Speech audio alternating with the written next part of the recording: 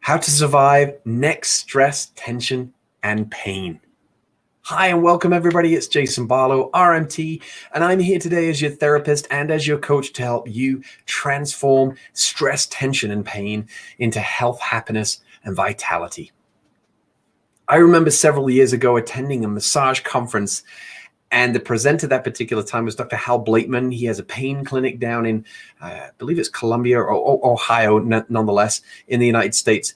And he had this wonderful video that shared a brilliant story. He didn't even have to narrate it. Just watching it, you could tell what was going on. So imagine this. A lady comes into the clinic. She has a lot of shoulder pain. She has what's called a trigger point. So a trigger point, it's very painful. When it's active, it can refer pain from where it's actually originating to other parts of your body. And it's nasty if you've ever had one of those experiences. So she had this trigger point pain on the one side, and the other side was considered healthy and normal. And what they did is they rigged up a couple of wires and probes here that were just patches of the skin that were placed upon, and it would show on the computer monitor the amount of electrical activity going on in that region. So on the left, her left side, her healthy side, it was almost fairly straight and even, fairly plateau, if you can picture that. And on her right side, the symptomatic side, she had this, fairly noisy signal on the chart on the computer screen. She did two things. The first thing in the clinic they got her to do was put on a pair of headphones and listen to this narrated meditation. Now, all the while she was doing this, you could see on the computer screen the left and the right hand side, and the two charts that were happening, right? The right side was noisy, the left side was fairly monotone and plateaued. As she sat and listened to this meditation, you could see what was happening. The right side was actually starting to reduce in its noise level. The lines were starting to ease up and starting to narrow down and become very similar to the left-hand side. The longer the meditation, the more that actually happened. So that was illustrating that her pain and sensitivity was actually coming down as well. It was actually relaxing that trigger point that had been activated, and it was causing her pain. So after several minutes of doing this, she took off the headphones, and then the practitioner asked her a question, and she had to answer as quickly as she could. And the question was, I want you to count back in multiples of 7 as fast as you can from 10,948, go. And she had to repeatedly, in multiples of 7, keep answering that question, right? Count down, count down, count down. No, that's wrong. And she was put under pressure. Now, on that computer screen, the left-hand side, the non-symptomatic, it was fairly monotone still, fairly neutral and plateaued, but the right-hand side now was actually getting noisier. The chart, it was going higher and higher than when she actually walked in the clinic with that pain.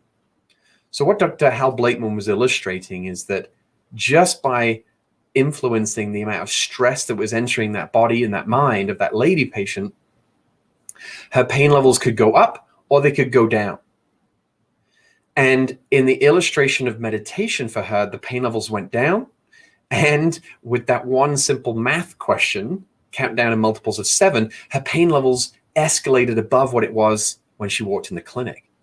Now, just if you're struggling with any stress, tension, and pain right now, just picture that in your day-to-day life. If you're symptomatic right now, you're not dealing with just a daily math question. You're probably a busy parent, you're a grandparent, or, busy household, you've got a job to go do, you've got a commute to deal with, you've got lots of other stressors in your life right now. And what I'm sharing with you, I guarantee that it's going to be increasing your pain level even more than just a simple math question that she was being put under pressure. So the bottom line is we want to surround any pain that we've got going on with as many tools as we can, but we need to almost prioritize. And that's what I'm getting to here today. So how to survive your neck stress, tension, and pain. I want you to focus on 4 controls that you have under your control, or you can learn how to control. The first one is what we call the mind. The second one is your body. The third is your food and nutrition. And your fourth is your rest and recovery. Now, I talk about these in extensive detail more in my 15-step playbook for pain relief, a text that you can go to my website and get a hold of right now for free. If you want the paper edition, just go to Amazon and put in the 15-step playbook for pain relief. But when it comes to dealing with neck stress, tension, and pain, from a mind point of view, remember this one. Your body believes every word you say. very often in the UK where I'm from, I would hear this over and over, over and over. She or he is such a pain in my neck. Catch yourself. Do you say that? Who or what is a pain in your neck? And you might not even say it out loud. Very often in the UK, I heard people say it out loud. You might just be affirming it in your mind without saying it out loud. The point is, your body believes every word you say, and it will always hear you, whether it's quiet, an inner voice or not. And so just pay attention to that mind of yours and notice if you can catch yourself. Do I say that? Or he or she is a pain in my rear end. There's another one that produces back pain and hip pain. So the very words that we're saying to ourselves are commands to the trillions of cells throughout our body. And if we're saying them frequently enough, our body is going to start manifesting those very experiences. Pain will start to arise simply because we've been saying that for countless periods of time. So catch yourself and observe that. Number 2 is related to your physical body. Now, I'm going to bring something up here for those of you that are watching the video. Here are the 5 steps that I follow and I teach to my patients with respect to your physical body.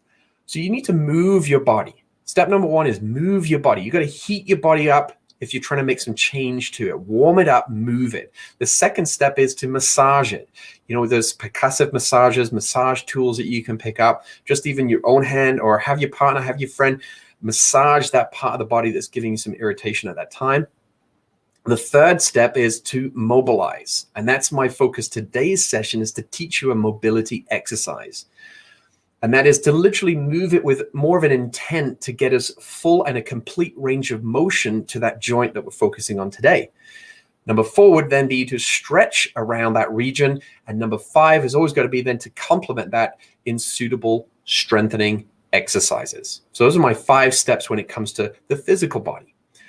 Number 3, as the 4 controls, remember, is your foods. The very foods that you're choosing to eat are either going to bring inflammation or not, in a simple term.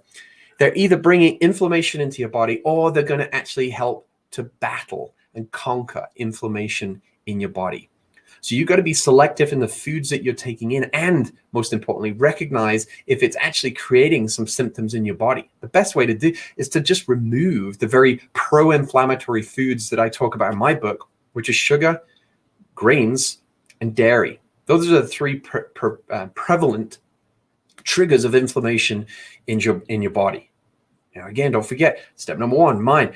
If you have an inflammatory mind, right? If you have a negative mindset, that's going to create inflammation and dis-ease in your body. So I always recommend, I always say to my patients, dive in head first when it comes to dealing with your stress, tension, and pain. And I gave that example of that lady. Just by calming her mind, her pain levels went down in her shoulder. So that's step number 3, control number 3 is your foods. And your control number 4 that you have is your rest and your recovery. Now, one of the key ingredients to that, from my experience, being a massage therapist for 18 years, is to complement your wellness and health program with regular massage. Regular massage is so beneficial on many, many levels. And if you've never had one, well, you just got to go and have a great massage, because it's very therapeutic. It helps relax the muscles. And you've got over 600 muscles in the body. 600 muscles. I got lots of people here that go to chiropractors, and that's great. But I tease them a little bit in the sense that chiropractors, there's 200 bones, just over 200 bones in the body. Massage is 3 times more important than chiropractic. And I'm saying that a little bit tongue in cheek, because you have 3 times as many muscles as you do bones. So from my point of view as a massage therapist, for the number of years and all the experiences I've had, until you get that manual therapy directly onto the soft tissues, which aren't necessarily soft when you come in, there's always going to be an inevitable amount of stress, tension, and pain that's accumulated in those muscles. Whether you know it or not, regular massage can help conquer that and resolve that for you. And within that umbrella of rest and recovery, sleep. How you sleep by way of posture and the quality and quantity of sleep is actually creating anti-inflammatory agents in your body to help you reduce that stress, tension, and pain.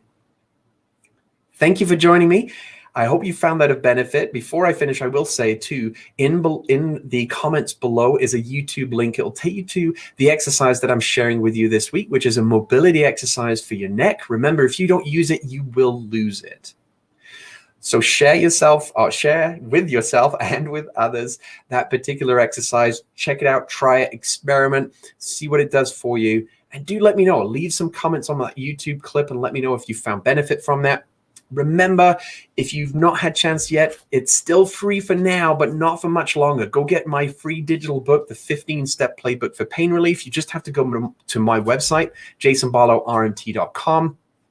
On that note, I'm going to leave you. We'll see you on Thursday. And remember, your muscle health is my #1 priority.